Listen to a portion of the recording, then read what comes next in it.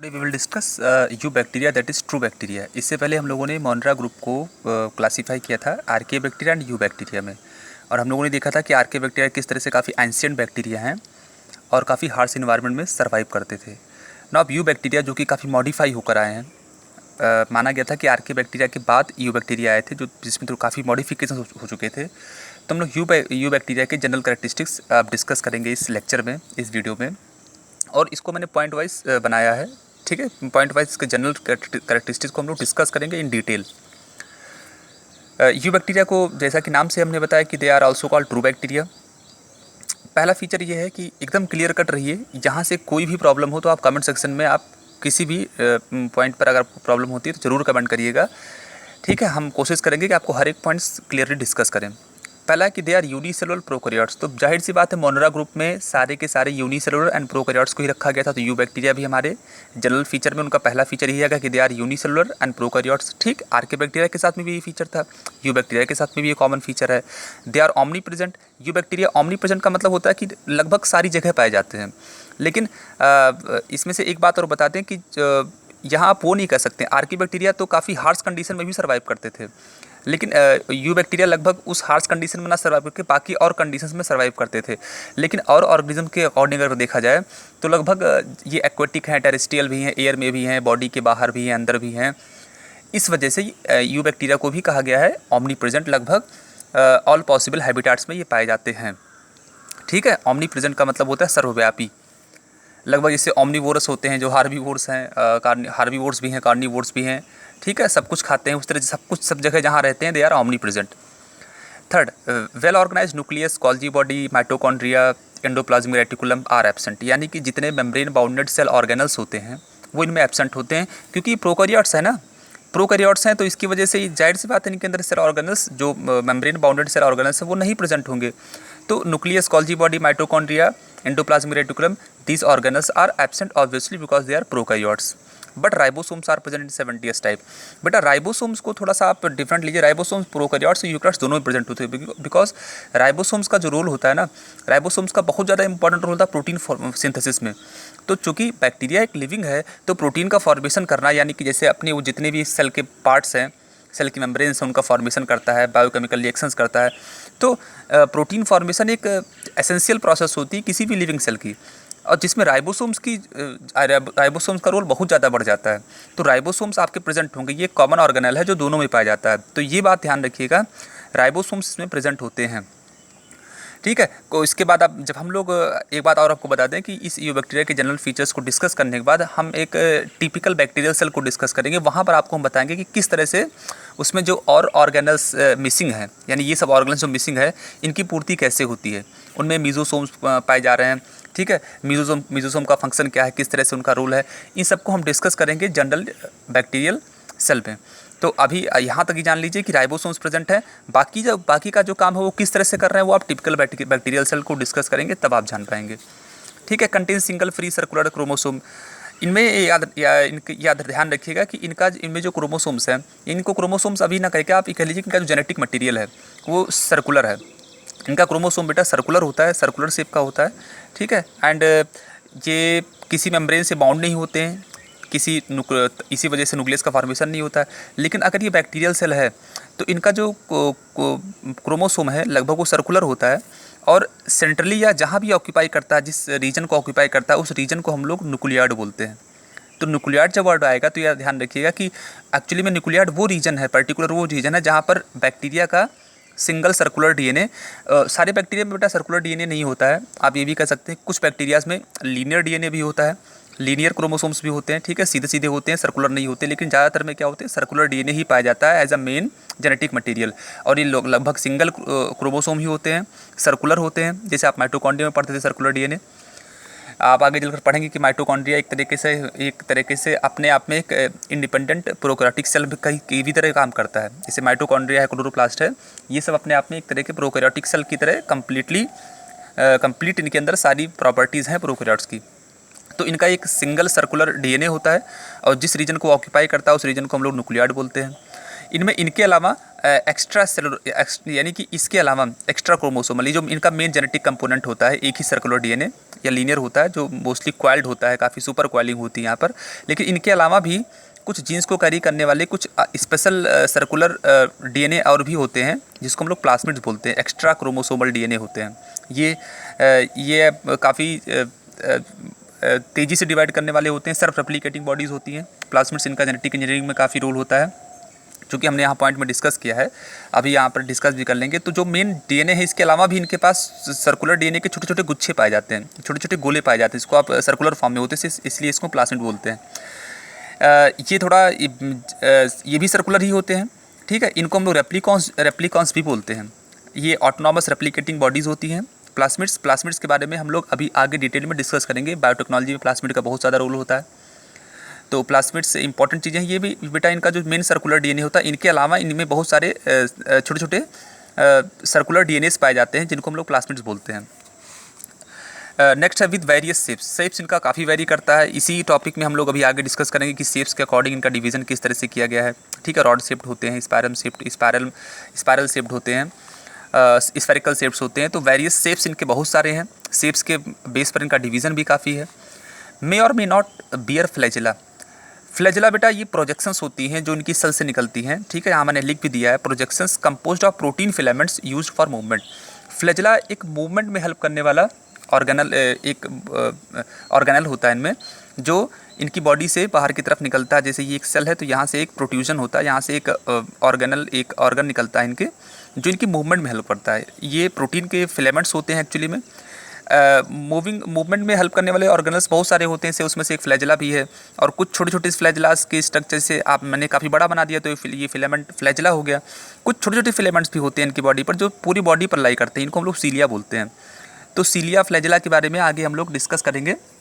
लेकिन अभी ध्यान रखिएगा कि जो बैक्टीरिया हैं उनके पास मूवमेंट में हेल्प करने वाले एक लॉन्ग प्रोजेक्शंस प्रोटीन के फिलामेंट्स होते हैं जो इनके मूवमेंट में हेल्प करते हैं। ये फ्लैजेला इनमें पाया भी जा सकता है और नहीं भी होता है, कुछ में होता है कुछ में नहीं भी होता है, ठीक है। लेकिन फ्लैजेला के बेस पर इनकी ग्रुपिंग इस तरह से नहीं की गई है कि ऐसा भी होता है पर्टिकुलर एक बैक्टीरिया के स्ट्रेन में फ्लैजेला हो भी सकता है, नहीं भी हो सकता है। तो ऐसा नहीं है कि एक स्ट्रेन में फ्लैजेला नहीं ही होगा और कि स्ट्रेन में ज़रूरी होगा, कुछ स्ट्रेन्स में होता भी है, कुछ स्ट्रेन्स में नहीं होता है। तो फ्लैजेला मूवमेंट में हेल्प करते हैं, याद रखिएगा। They are the protein filaments, projections हैं, ठीक है, जो बाहर की तरफ निकलते हैं। इनमें हो भी सकता है, नहीं भी हो सकता है। इनके बेस पर डिवीज़न भी आगे चलकर है, अभी इसी टॉपिक में डिस्कस करेंगे। मोस्टली हेट्रोटॉपिक, इसमें मोस्टली हेट्रोटॉपिक होते हैं, आप समझ रहे हैं, ठीक है। मतलब सेल्फ डिपेंडेंट नहीं होते हैं, खुद फूड का फॉर्मेशन नहीं कर पाते हैं, दूसरे पर डिपेंड रहते हैं। सब में भी photo autotrophic and chemo autotrophic, ये हम लोग डिस्कस कर चुके हैं कि बैक्टीरिया की बहुत सारी जो स्पीसीज़ हैं वो फोटो ऑटोट्रॉपिक है, यानी कि लाइट की मदद से सेल्फ फूड का फॉर्मेशन कर सकती हैं। केमिकल्स को ब्रेक डाउन करके उनकी एनर्जी को निकाल कर उनसे फूड का फॉर्मेशन कर सकते हैं, they are chemoautotrophs. Sunlight की एनर्जी से जो फूड का फॉर्मेशन करते हैं फोटो ऑटोट्रॉप्स हो गए। And large of their members are pathogenic, बहुत सारे मेंबर्स इनके जो है पैथोजेनिक है, मतलब डिजीज़ कॉजिंग है। एनिमल्स और प्लांट्स में डिजीज़ कॉज करने वाले बहुत सारे इनके स्ट्रेन्स हैं। एक चीज़ और डिस्कस करना चाहेंगे हम, ये आपको बेटा एक बात हम बता दें कि जो आप हेट्रोट्रॉप यहाँ पे जो फोटो ऑटोट्रॉप्स देख रहे हैं, तो जो बेटा फोटो ऑटोट्रॉपिक बैक्टीरिया होते हैं, ये सारे photo autotrophic bacteria oxygen releasing नहीं होते हैं। आपको ये बता दें कि यू बैक्टीरिया में हमने क्लासिफिकेशन किया था, देखिए यहाँ पर ये यू बैक्टीरिया में मैंने डिवीज़न किया था कि यू बैक्टीरिया के 4 मेजर कैटेगरीज डिवाइड की गई थी, mycoplasma, bacteria, actinomycetes and cyanobacteria. इसमें जो बेटा साइनोबैक्टीरिया का ग्रुप है ना, इसके पास भी पिगमेंट्स हैं और कुछ पहले ये बता दें, साइनोबैक्टीरिया के पास पिगमेंट है जो लाइट हार्वेस्टिंग कर सकता है और बिल्कुल जैसे प्लांट सेल फोटोसिंथेसिस करती है बिल्कुल उस तरह से फोटोसिंथेटिक होते हैं ये, और ये ऑक्सीजन रिलीज़ करते हैं। लेकिन इन बैक्टीरिया की कुछ ऐसी स्ट्रेन्स होती हैं जो लाइट की प्रेजेंस में फोटोसिंथेसिस तो करती हैं, बिल्कुल लाइट के प्रेजेंस में ही फोटोसिंथेसिस करती हैं, लेकिन इनका फोटोसिंथेसिस इनसे थोड़ा अलग होता है, ठीक है। यानी कि ये लाइट की हेल्प करके फूड फॉर्मेशन करती हैं, ये भी लाइट का हेल्प करके फूड का फॉर्मेशन करती हैं। लेकिन ये कुछ बैक्टीरियाज के स्ट्रेन्स ऐसे होते हैं जो फोटो ऑटोट्रॉफिक हैं but they are not oxygen releasing, ये ऑक्सीजन रिलीज नहीं करते हैं, ये भी याद रखिएगा, ठीक है। तो बैक्टीरिया की जो साइनोबैक्टीरिया वाली स्ट्रेन्स है, साइनोबैक्टीरिया वाला जो ग्रुप है ये ऑक्सीजन प्रोड्यूसिंग है, लेकिन बैक्टीरिया के बहुत सारे फोटो ऑटोट्रॉपिक ग्रुप्स हैं जो लाइट की मदद से फूड का फॉर्मेशन करते हैं, but necessarily they not release oxygen, ये भी याद रखिएगा, ठीक है। और इसमें आपको जैसे फॉर एग्जांपल मैं बता दें, रोडोस्पाइरेलियम होता है, क्लोरोबियम है, ये फोटोसिंथेटिक फोटो ऑटोट्रॉपिक बैक्टीरिया है, लेकिन एनऑक्सीजनिक है, यानी ऑक्सीजन रिलीज़ नहीं करते हैं। इसमें और सारे न्यूट्रिशन की अगर हम बात करें तो पैरासिटिक न्यूट्रिशन भी, पैरासिटिक मोड भी है इनमें, जैसे विब्रियो कॉलरी जो है पैरासिटिक है। स्पोरो सैप्रोफिटिक मोड भी है, जैसे स्यूडोमोनास है, ये डिकम्पोजर्स होते हैं। डिकम्पोजर्स बेटा इसी में आते हैं, सैप्रोफिटिक मोड में भी आते हैं। तो और इसके बाद एक है कीमो ऑटोट्रॉप्स में, कीमो ऑटोट्रॉप आप समझ रहे हैं, केमिकल्स को ब्रेक डाउन करके जो एनर्जी रिलीज़ करते हैं। तो कीमो ऑटोट्रॉप्स में जो आपके एग्जांपल हैं वो कह सकते हैं नाइट्रोसोमोनास है, नाइट्रोबैक्टर हैं, ठीक है, जो नाइट्रेट्स को ब्रेक डाउन करके, नाइट्रेट्स को ब्रेक डाउन करके एनर्जी रिलीज़ कराते हैं। तो आप लगभग हर तरीके की न्यूट्रिशन इसमें पाएंगे। इसमें फोटो ऑटोट्रॉपिक भी हैं, ऑक्सीजन रिलीजिंग भी हैं, ऑक्सीजन नहीं रिलीजिंग भी हैं, कीमो ऑटोट्रॉप्स भी हैं, डिकम्पोजर्स भी हैं, उसके बाद आपके इसमें पैरासिटिक भी हैं, ठीक है, सैप्रोफिटिक भी हैं। इस तरह से बहुत मोड ऑफ न्यूट्रिशन इनमें देखा गया है अलग अलग ग्रुप्स में। तो हम लोग हर एक ग्रुप को एक साथ डिस्कस नहीं कर सकते हैं, हम लोगों ने जनरल फीचर में रखा कि आप अगर न्यूट्रिशन कहा जाए तो बैक्टीरिया में आप कहेंगे कि डिफरेंट मोड ऑफ न्यूट्रिशन है। इनकी जो सेल वॉल होती है, हम लोगों ने वेल क्लियर है कि सेल वॉल इनकी मोस्टली किसकी बनी होती है, पेप्टाइडोग्लाइकन की, arranged in cross link chain pattern, cross link chain pattern में फॉर्मेशन करते हैं। पेप्टाइडोग्लाइकन एक हेट्रोपॉलीमर है, ठीक है, एंड ये दो तरीके के आइसोमर से बनता है। इसको हम लोग जब बेटा पेप्टाइडोग्लाइकन को हम लोग और डिटेल में डिस्कस करेंगे जब हम लोग टिपिकल सेल की सेल वॉल को डिस्कस करेंगे। अभी आपको याद रखना है कि इनकी जो सेल वॉल है वो किसकी बनी हुई है, पेप्टाइडोग्लाइकन की, एक हेट्रोपॉलीमर है, ठीक है, they are arranged in crossed link chain pattern. तो यू बैक्टीरिया के में जितनी भी सेल वॉल हैं, इन सब की सेल वॉल में आपकी पेप्टाइडोग्लाइकन एक मेन कंपोनेंट है। They usually reproduce by binary fission and budding. ये बात आपको बता दें कि इनमें एसेक्सुअल रिप्रोडक्शन ही होता है मेनली। वैसे ये बात भी ध्यान रखिए कि बैक्टीरिया की कुछ स्ट्रेन्स में सेक्सुअल रिप्रोडक्शन भी होता है, लेकिन that is not a true sexual reproduction. वो ट्रू सेक्सुअल रिप्रोडक्शन नहीं होता है, उसको हम लोग बोलते हैं पैरासेक्सुअल रिप्रोडक्शन, ठीक है। यानी कि आप ये कह सकते हैं कि जेनेटिक जो रिकॉम्बिनेशन उनमें होना होता है वो आप, चूँकि अब ये वर्ड आपको ऐसा लग रहा होगा कि जैसे बहुत लोगों ने ना पढ़ा हो ध्यान से, इसीलिए हम इसको डिस्कस नहीं कर रहे हैं। मतलब सेक्सुअल रिप्रोडक्शन में क्या होता है कि जिस तरह से जेनेटिक रिकॉम्बिनेशन होता है प्रॉपर, उस तरह से प्रॉपर जेनेटिक रिकॉम्बिनेशन नहीं हो पाता है, जिसको हम लोग बोलते हैं पैरासेक्सुअल रिप्रोडक्शन। तो इसमें जो मोस्टली मोड ऑफ रिप्रोडक्शन है वो एसेक्सुअल ही है। दो तरीके से करते हैं, बाइनरी फिजन भी करते हैं, बडिंग भी करते हैं। बाइनरी फिजन में आप जान रहे हैं कि एक सेल दो सेल में ब्रेक होती है और दो अनइक्वल सेल, एक सेल से दो इक्वल सेल्स बनती हैं, ठीक है। एक सेल से आपकी दो इक्वल सेल्स प्रोड्यूस हो सकती हैं होती हैं, जिसको हम लोग बोलते हैं बाइनरी फिजन। लेकिन बडिंग में क्या होता है, एक सेल है, एक सेल से एक छोटा सा आउटग्रोथ निकलता है और ये बाद में इससे ब्रेकआउट होकर एक छोटा सेल डॉटर सेल बनाता है और पेरेंट सेल आपकी रिटेन रहती है। तो बाइनरी फिजन में आपका पेरेंट सेल रिटेन नहीं रहता है, इससे एक से दो इक्वल सेल्स बनती हैं। लेकिन बडिंग में पेरेंट बॉडी से छोटा सा आउटग्रोथ निकलता है, जिससे छोटी सी सेल निकल जाती है, ये आपका डॉटर सेल हो जाती है, ये आपकी जो है पेरेंट सेल हो जाती है। इसमें जो सेल बनती है in comparison to parent cell से छोटी होती है। क्लियर? तो दो ही मोड ऑफ रिप्रोडक्शन है, बाइनरी फिजन एंड बडिंग, और बाकी कुछ में क्या है, पैरासेक्सुअल रिप्रोडक्शन भी है इन केस। क्योंकि बेटा पैरासेक्सुअल रिप्रोडक्शन, थोड़े बहुत सेक्सुअल रिप्रोडक्शन हर स्ट्रेन्स में होते हैं, क्योंकि अगर वो सेक्सुअल रिप्रोडक्शन थोड़ा सा भी नहीं करेंगे तो वेरिएबिलिटी नहीं है, ये वेरिएबिलिटी नहीं आएगी तो इन्वायरमेंट में अडाप्ट करके डिफरेंट इन्वायरमेंट अडाप्ट करने की जो टेंडेंसी है वो इनमें ख़त्म हो जाएगी, ठीक है। अच्छा, एक इम्पॉर्टेंट बात इसमें डिस्कस कर लें। During times of extreme condition they have the ability to become endospore. In this state, the bacteria can tolerate exceedingly high और लो टेम्परेचर, एसिडिक और बेसिक टेम्परेचर, ठीक है। हाई रेडिएशन कंडीशन को भी टॉलरेट कर लेते हैं। क्या होता है डिस्कस कर रहे हैं, ठीक है। Endosperms can only be made by gram positive bacteria, इस बात को याद रखिएगा। अभी हम लोग डिस्कस करेंगे ग्राम पॉजिटिव बैक्टीरिया क्या है, इंडोस्पोर क्या है, पहले आपको ये बता दें। और ये ध्यान रखिए कि इंडोस्पोर का फॉर्मेशन सिर्फ और सिर्फ ग्राम पॉजिटिव कैटेगरी के बैक्टीरिया ही करते हैं, ठीक है। अब आपको हम ये बता दें कि इंडोस्पोर्स क्या होते हैं बेटा। इंडोस्पोर फॉर्मेशन ये होता है कि जैसे जब कंडीशन जो है थोड़ा सा इनके जैसे अनफेवरेबल कंडीशन जब होती हैं, जब कंडीशंस फेवरेबल ना हो तब, तो अनफेवरेबल कंडीशन में ये अपने आप को बचाने के लिए, यानी कि जैसे काफ़ी एसिडिक या काफ़ी हॉट टेम्परेचर हो गया, ठीक है, काफ़ी हाई रेडिएशन टेम्परेचर हो गया, मतलब जब उनको रहने के लिए कंडीशन सूटेबल ना हो, उस कंडीशन में करते क्या है, ये अपने आप को प्रोटेक्ट करने के लिए, इसमें थोड़ा सा आपको समझा देता हूँ कि इस तरीके से होता है। जैसे ये एक बैक्टीरियल सेल है, ठीक है, ये इसका जेनेटिक मटेरियल है। ये बैक्टीरियल सेल करती क्या है कि ये बैक्टीरियल सेल एक तरीके से जैसे बाइनरी फिजन नहीं होता, बिल्कुल सेम एज इट इज़ ये 2 पार्ट में ब्रेक हो जाती है। ठीक है, जेनेटिक मटेरियल को भी डिवाइड कर लेती है। जैसे बिल्कुल आप समझते हैं, जिससे माइटोसिस होती है ना, बिल्कुल सेम एज इट इज़ आप उसको समझ सकते हैं कि माइटोसिस की तरीके से ही। 1 मिनट, ये ब्लर हो रहा है।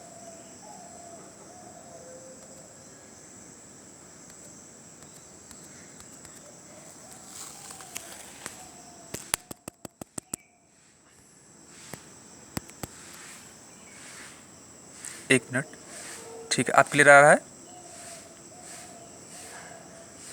चलिए ठीक है। हाँ बेटा, ये जो बैक्टीरियल सेल है, ये बैक्टीरियल सेल करती क्या है कि एक बैक्टीरिया दो आप कह सकते हैं कि कम्प्लीटली नहीं, 2 पार्ट में ब्रेक होती है, बिल्कुल अलग सेपरेट नहीं होती है। ठीक है, सेपरेट नहीं होंगी एग्जैक्टली। एक बैक्टीरियल सेल जेनेटिक मटेरियल और साइटोप्लाज्म को 2 पार्ट में डिवाइड करती है और अपेरेंटली 2 पार्ट में अपने आप को डिवाइड कर लेती है। ठीक है, तो इसने जेनेटिक मटेरियल और साइटोप्लाज्म को, जैसे आप सिंपली समझ लीजिए कि इसने 2 पार्ट में अपने आप को डिवाइड किया, लेकिन सेपरेट नहीं हुए।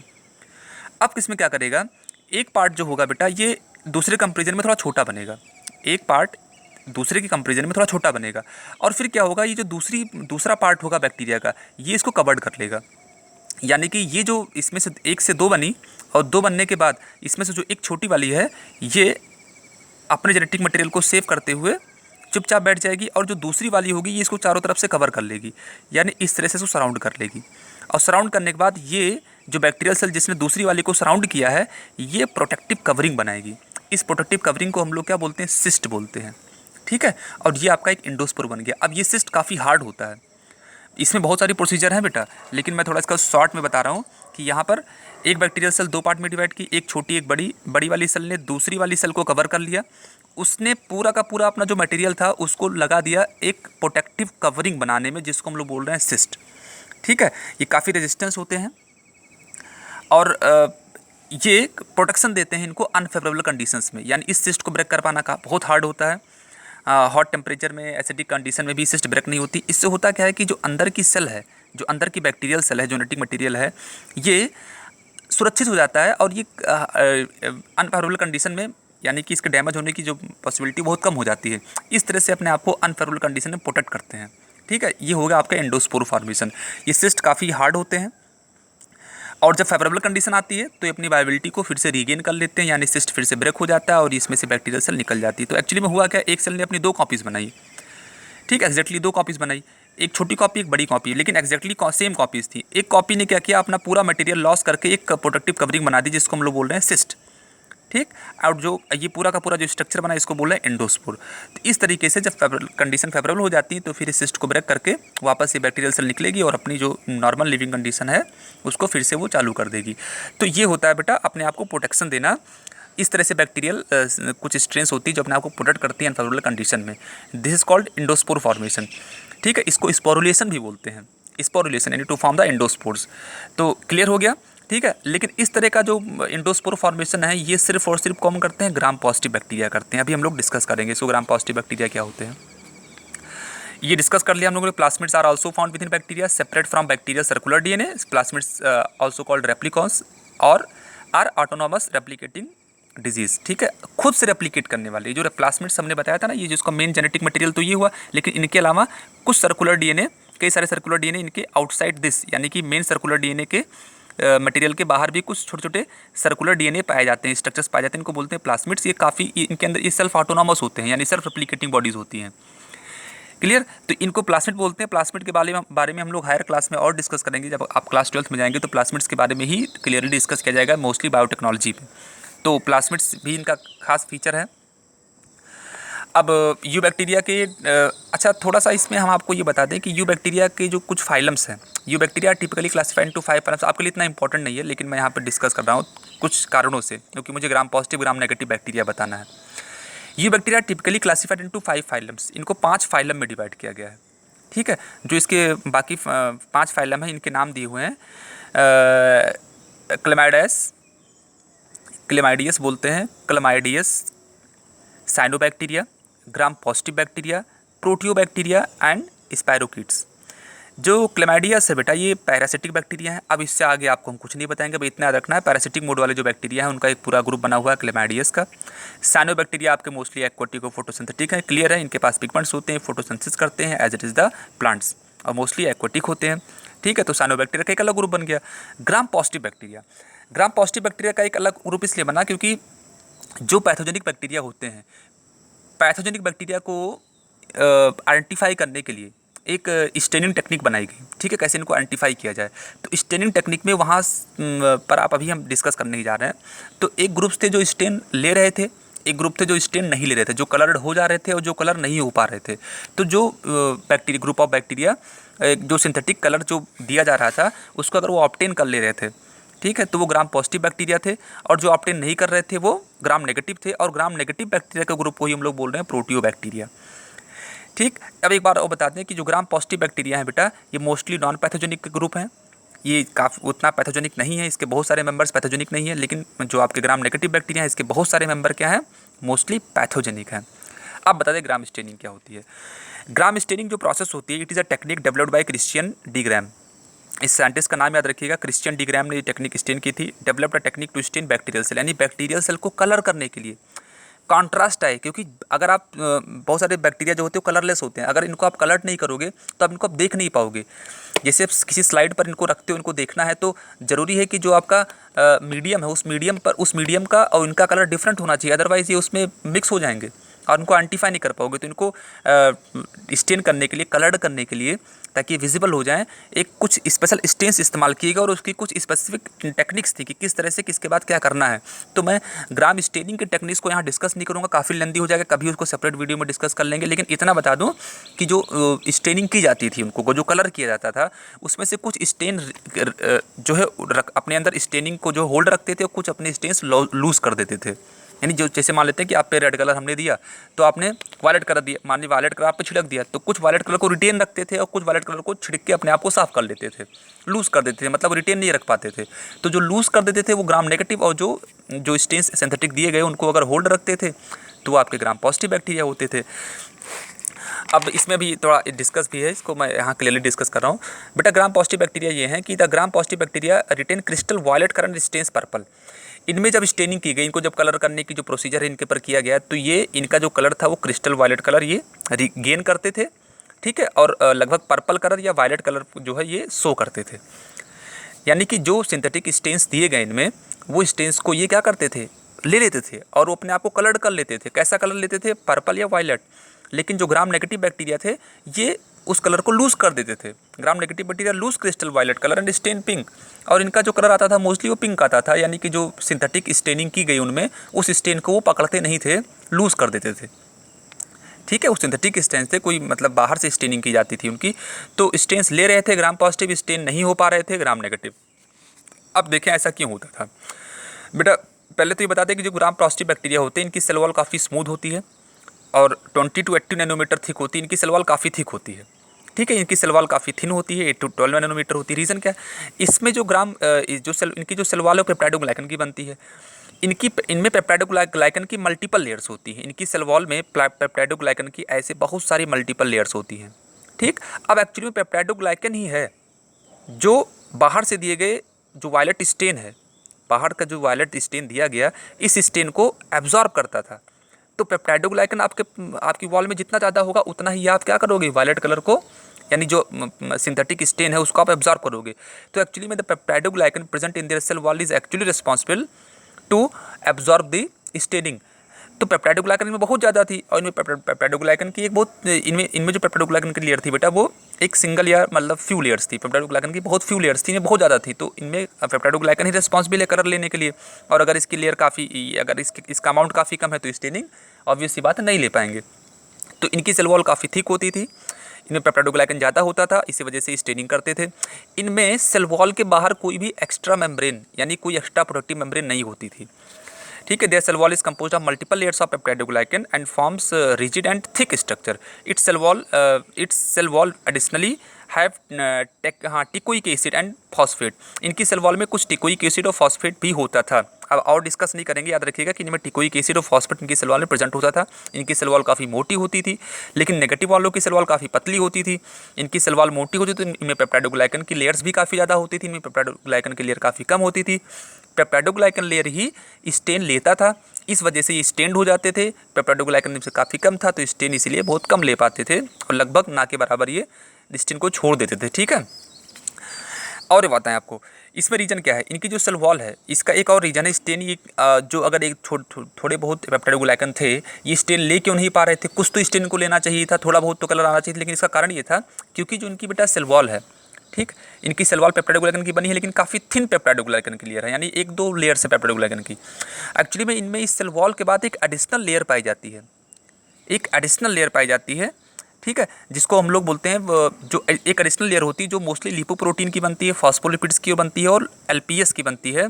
एलपीएस को देखिए हमने यहाँ पे डिस्कस किया है, कहाँ गया, सॉरी मैंने यहाँ नोट्स में दिया है एलपीएस के बारे में, ये ठीक है, देखिए ये लिपोपॉलीसेकेराइड, इनमें जो प्रोटोबैक्टीरिया होते हैं बेटा, जो ग्राम नेगेटिव बैक्टीरिया होते हैं, इनमें एक एडिशनल लिपोपॉलीसेकेराइड एलपीएस लेयर होती है। सेल वॉल के अलावा इनके ऊपर एक एडिशनल लिपोपॉलीसेकेराइड की लेयर होती है, ठीक है, लिपोप्रोटीन की लेयर होती है जिसमें थोड़ा लिपोप्रोटीन भी होते हैं, फॉस्फोलिपिड्स भी होते हैं और मोस्टली लिपिड पॉलीसेकेराइड होता है। इस एडिशनल मेम्ब्रेन की वजह से जो है वो स्टेन अंदर तक पहुंच नहीं पाता था सेल वॉल तक, और सेल वॉल में ही पेप्टाइडोग्लाइकन थी और वो भी कम थी, तो इस वजह से जो है ये स्टेन नहीं हो पाते थे। क्लियर, इनमें स्टेनिंग इस वजह से भी नहीं होती थी क्योंकि इनमें सेल वॉल के बाहर एक एडिशनल फॉस्फोलिपिड की लेयर थी। और एक बात, ग्राम पॉजिटिव जो बैक्टीरिया होते हैं बेटा, they are susceptible to antibiotics. अच्छा है, एक बात और यहाँ पर डिस्कस, कुल मिला के इनकी सेल वॉल मोटी तो है, इनकी सेल वॉल पतली है, लेकिन अगर देखा जाए तो यहाँ पे जो मजबूत हैं, यानी कि जो टफ हैं, एक तरीके से कहें कि जो ज़्यादा मजबूत हैं, वो एक तरीके से यही हैं, क्योंकि इनके पास लिपोप्रोटीन की तो इनके पास एक सेल वॉल के अलावा भी एक एलपीएस की एडिशनल फॉस्फोलिपिड की लेयर है, लिपोपॉलीसेकेराइड की लेयर है। एक्चुअली में वो ज़्यादा मजबूती देती है इनको, और ये काफ़ी चीज़ों से रेजिस्टेंट इनको बनाती है। तो इनमें सेल वॉल मोटी तो है लेकिन उतना रेजिस्टेंट नहीं है जितनी रेजिस्टेंट जो इनमें जो कवरिंग है वो they are more resistant. Susceptible to antibiotics, antibiotics बेटा वो केमिकल होते हैं जो बैक्टीरियल की सेल वॉल को डैमेज कर देते हैं। तो इनकी जो सेल वॉल इनमें बड़ी तो है लेकिन जो एडिशनल प्रोटेक्टिव मेम्ब्रेन है वो नहीं है इनके पास। इसकी वजह से इनके जो एंटीबायोटिक्स जो केमिकल होते हैं इससे काफ़ी आराम से ब्रेक हो जाते हैं, डैमेज कर सकते हैं इनको हम, लेकिन ये they are resistant to antibiotics. इनके पास एंटीबायोटिक्स से लड़ने की ताकत काफ़ी ज़्यादा होती है। इनके जो एंटीबायोटिक्स होती हैं इनकी वॉल को बहुत ईजिली ब्रेक नहीं कर पाती, तो they are resistant to antibiotics. Mesosomes are prominent, mesosomes gram positive में बहुत ज़्यादा होते हैं। मीजोसोम्स के बारे में अभी हम लोग टिपिकल बैक्टीरियल सेल का जब स्ट्रक्चर डिस्कस करेंगे देन पढ़ेंगे। एक्चुअली में जो मीजोसोम्स होती हैं ये प्लाज्मा मेम्ब्रेन की इनर फोल्डिंग्स होती हैं जो पैकेट्स बनाती हैं अंदर फोल्ड होकर, जैसे प्लाज्मा मेम्ब्रेन है तो प्लाज्मा मेम्ब्रेन ऐसे अंदर की तरफ फोल्ड होकर एक पैकेट्स बनाती है, और ये जो पैकेट्स हैं ये एक्चुअली में बहुत सारे इस तरह का फंक्शन करती है जो सेल ऑर्गेन्स इनमें नहीं होते हैं। प्रोकैरियोट्स में बहुत सारे सेल ऑर्गेन्स नहीं होते हैं, तो जो कुछ बहुत सारे इंपॉर्टेंट फंक्शन होते हैं वो एक्चुअली इस मीजोसोम्स में ही होते हैं। इसको हम लोग नेक्स्ट वीडियो में डिस्कस करेंगे, ठीक है। तो मीजोसोम्स इसमें काफ़ी ज़्यादा होते हैं, प्रोमिनेंट होते हैं। ग्राम नेगेटिव बैक्टीरिया में कि बहुत ही लेस, यानी कि बहुत कम इसकी जो वैरायटी है उनमें ही मीजोसोम्स होते हैं, मोस्टली इनमें मीजोसोम्स नहीं पाए जाते हैं। Mostly non pathogenic, gram positive mostly non pathogenic है, ग्राम नेगेटिव आपके मोस्टली क्या है, पैथोजेनिक है, ठीक है। ज़्यादातर जो भी डिजीज़ कॉजिंग एनिमल्स हैं जो एनिमल्स की फिजियोलॉजी को डिस्टर्ब करते हैं, ठीक है, और उनकी नॉर्मल मेटाबॉलिज्म को डिस्टर्ब करते हैं, जिससे उनमें एक जो है इलनेस कॉज होती है, that organisms are known as pathogenic. तो मोस्टली ग्राम नेगेटिव बैक्टीरिया के स्ट्रेन्स ही पैथोजेनिक हैं, ग्राम पॉजिटिव ज़्यादा पैथोजेनिक नहीं है, ठीक है। अब एक शॉर्ट में डिस्कस कर लें। Division on the basis of shape के बेस पर इनको 6 पार्ट में डिवाइड किया गया है। On the basis of their shape, कोकस spherical shape होते हैं बेटा, ये कोकस सिंगुलर है, अगर प्लूरल में कहेंगे तो कोकाई बोलते हैं, ठीक है। जैसे स्पेरिकल शेप के जो होते हैं, जैसे ये हुआ आपका ये कोकस, ठीक है, इससे स्पेरिकल शेप। यहाँ पे देखो 2 हो गया तो डिप्लोकोकस, इस तरह से कई सारे हो सकते हैं, लेकिन अगर शेप इसका स्फेरिकल है तो इसको हम लोग कोकस बोलते हैं या कोकाई बोलते हैं। जैसे फॉर एग्जांपल डिप्लोकोकस निमोनिया, तो कोकस यहाँ जो है ना इस शेप की वजह से इसका नाम आया है। स्फेरिकल शेप है वो कोकस कैटेगरी में आते हैं। बैसिलस बेटा जो रॉड शेप्ड बैक्टीरिया होते हैं, रॉड शेप्ड के जो होते हैं उनको हम लोग बैसिलस बोलते हैं, जैसे फॉर एग्जाम्पल लैक्टोबैसिलस। कुछ कॉमा शेप्ड के होते हैं, कॉमा शेप्ड वाले को हम लोग विब्रियो बोलते हैं, ठीक है। विब्रियो एक ग्रुप है which contains the comma shaped bacteria, for example Vibrio cholera cause करने वाला जो एक बैक्टीरिया है उसको यहाँ डिस्कस कर लिया, ये पैरासिटिक होता है। स्पाइरलम जो स्पाइरल शेप के होते हैं, ठीक है, स्पाइरल शेप बैक्टीरिया होते हैं। एग्जाम्पल इसमें मैंने लिखा है, एग्जाम्पल में भी आप स्पाइरलम ही ले सकते हैं, एक स्टेन इसका नाम भी ऐसा है। तो स्पाइरल शेप के हो गए आपके स्पाइरलम ग्रुप के, कॉमा शेप के हो गए विब्रियो के, रॉड शेप के हो गए बैसिलस में, और स्फेरिकल शेप के हो गए कोकस में। अब आपका ये बचा स्टॉक्ड। एक स्टॉक्ड भी होते हैं, यानी कुछ बैक्टीरिया ऐसे होते हैं जिनमें, जैसे ये आपका बैक्टीरिया है, ये बैक्टीरिया ये, ठीक, इनमें छोटी सी बीज लास्ट में एक ऐसी छोटी सी स्टॉक निकल आती है, ये ठीक है, कुछ स्टॉकिंग होती है, नहीं छोटे छोटे इनके जो स्टॉक्स पाए जाते हैं कुछ लोगों में। तो ऐसे भी कुछ बैक्टीरिया की कुछ ग्रुप्स हैं जिनमें छोटे से स्टॉक होती है उनके नीचे, तो उनको हम लोग बोलते हैं स्टॉक्ड ग्रुप के बैक्टीरिया। जैसे for example Caulobacter. Budding, they have swelling like buds. कुछ बैक्टीरिया ऐसे होते हैं जिनकी बॉडी पर छोटी छोटी स्वेलिंग्स होती हैं और ऐसा ही लगता है जैसे इनमें ये बड इमर्ज हो रहा हो, लेकिन एक्चुअली में बड नहीं होता है। तो बडिंग वाले की शेप वाले जो जिनकी बॉडी पर छोटे छोटे आउटग्रोथ्स होते हैं, इस तरह की एक ग्रुप है जिनका शेप होता है, तो इसको हम लोग बोलते हैं बडिंग ग्रुप के bacteria. They have swelling like buds. Example इसमें लिख दिया हमने, रोडोमाइक्रोबियम। तो जो जनरली जो आपको बताएं वो जनरली यही 4 शेप्ड हैं, कोकस, पैसिलस, विब्रियो और स्पाइरलम। लेकिन इस दोनों को मैंने और डिस्कस कर लिया कि आप थोड़ा बहुत और एक्स्ट्रा जानकारी रखें। कोकस spherical, bacillus rod shaped, vibrio comma shaped, spirillum spiral shaped. और यहाँ एक टॉपिक और डिस्कस कर लें फ्लैजिला के प्रेजेंस में, ठीक है। फ्लैजिला आपका लोकोमोटरी, मतलब एक लोकोमोटरी ऑर्गन ही बोल सकते हैं जो उनके मूवमेंट में हेल्प करता है। फ्लैजिला है आपकी, उसके बाद फिम्ब्रे है, सीलिया है, इसको भी हम लोग आगे डिस्कस करेंगे। वैसे फ्लैजिला कर क्या रहा है बेटा, ये प्रोजेक्शंस हैं, प्रोटीन के फिलामेंट्स है जो बॉडी से बाहर निकल रहे हैं, उनके मूवमेंट में हेल्प करते हैं। तो फ्लैजिला के बेस पर भी इनका डिवीज़न किया गया है, division on the basis of presence और एब्सेंस ऑफ फ्लैजिला। अब देखिए, अगर वो ग्रुप ऑफ बैक्टीरिया जिनमें फ्लैजिला नहीं है, दे आर एट्राइकस, ठीक है, मतलब वो बैक्टीरियल ग्रुप, वो सारे बैक्टीरिया जिनमें अगर फ्लैजिला के बेस पर डिवीज़न कर रहे हैं, division on the base of, एक करेक्टर ले लिया हमने कि फ्लैजिला है कि नहीं है, उस बेस पर हम ग्रुपिंग कर रहे हैं, डिवीजन कर रहे हैं। तो बेटा एट्राइकस वो सारे बैक्टीरिया हो गए जिसमें से कोई, जिनके बॉडी में कोई फ्लैजिला नहीं है, जिनकी सेल पर कोई फ्लैजिला नहीं है, ठीक है। मोनोट्राइकस बेटा हो गया जिनमें, जिनकी बॉडी पर, जिनकी सेल पर एक ही फ्लैजिला है। मोनोट्राइकस मतलब सिंगल फ्लैजिला, वन फ्लैजिला तो मोनोट्राइकस। एम्फीट्राइकस वो होता है बेटा one pair in opposite side, जिनमें 2 फ्लैजिला होते हैं और एक दूसरे के अपोजिट होते हैं, जैसे यहाँ पर और यहाँ पर हो गया, ठीक है, 2 ही होंगे लेकिन अपोजिट साइड्स पर, एंड्स पर होंगे, यहाँ और यहाँ भी हो सकता है। तो एम्फीट्राइकस होगा 2 ही होगा लेकिन अपोजिट एंड पर होगा। लोफोट्राइकस वो होते हैं बेटा जिनमें 1-2 नहीं, कई सारे फ्लैजिला होते हैं लेकिन एक ही एंड पर, एक ही पॉइंट पर अटैच्ड होते हैं, जैसे पूरी बॉडी पर अटैच नहीं है, किसी एक पॉइंट पर, जैसे इस एंड पर ही कई सारे आपके फ्लैजिला निकल आए, ठीक है। एक टफ्ट, एक ग्रुप ऑफ फ्लैजिला जो है एक एंड पर अटैच्ड हैं, ये होते हैं लोफोट्राइकस। सिफेलोट्राकस बेटा वो होते हैं जिनमें जिस तरह से टफ्ट यहाँ बना उस तरह से टफ्ट एक दूसरे एंड पर भी बन जाए, यानी 2 टफ्ट्स, यानी 2 ग्रुप, फ्लैजिला के 2 ग्रुप्स 2 अपोजिट एंड्स पर हो। जैसे इस बैक्टीरिया है, एक एंड पर देखिए यहाँ कई सारे फ्लैजिला निकल रहे हैं, फिर जस्ट इसके अपोजिट एंड पर एक ग्रुप ऑफ फ्लैजिला यहाँ से निकल रहा है, तो 2 ग्रुप ऑफ फ्लैजिला हैं, 2 टफ्ट्स हैं अपोजिट एंड्स पर, they are cephalotrichous. Peritrichous, peritrichous का मतलब flagella distributed throughout perimeter of cell. Perimeter मतलब जिनकी जितनी बाउंड्री है, यानी ऑल ओवर द बॉडी, उनकी सेल बॉडी के सेल वॉल, सेल मेम्ब्रेन के चारों तरफ, आउटर सेल पार्ट जो है उसके चारों तरफ, पूरी बॉडी पर हर जगह फ्लैजिला होगा, यानी कि किसी एक एंड पर पर्टिकुलर नहीं, ठीक है, पूरे के पूरे पेरीमीटर में चारों तरफ उनके फ्लैजिला होगा, दे आर पेरीट्राइकस। बेटा वीडियो काफ़ी लेंथी हो रहा है, अब आपको हम ये बता दें, इस बात को ध्यान रखिएगा कि जब हम लोग, अब इसके बाद हम लोग टिपिकल सेल के स्ट्रक्चर को डिस्कस करेंगे, जहाँ पर हम लोग बहुत सारी टर्मिनोलॉजीज पढ़ेंगे, इनके बारे में पढ़ेंगे, इनका सेल इन्वेलप कैसा होता है, इनमें कितनी लेयर्स होती हैं, ग्लाइकोकाइलिक्स है, क्या है, म्यूजोसोम्स के बारे में डिस्कस करेंगे, ठीक है। तो कुछ डिटेल्स हैं जिसको हम लोग थोड़ा सा, और इस एक साथ एक वीडियो में नहीं देख सकते हम लोग, इसलिए हम लोग थोड़ा सा इसके बाद एक सेपरेट वीडियो बनाएंगे टिपिकल बैक्टीरियल सेल का, वहाँ से हम लोग थोड़ा उनके पार्ट्स को डिस्कस करेंगे।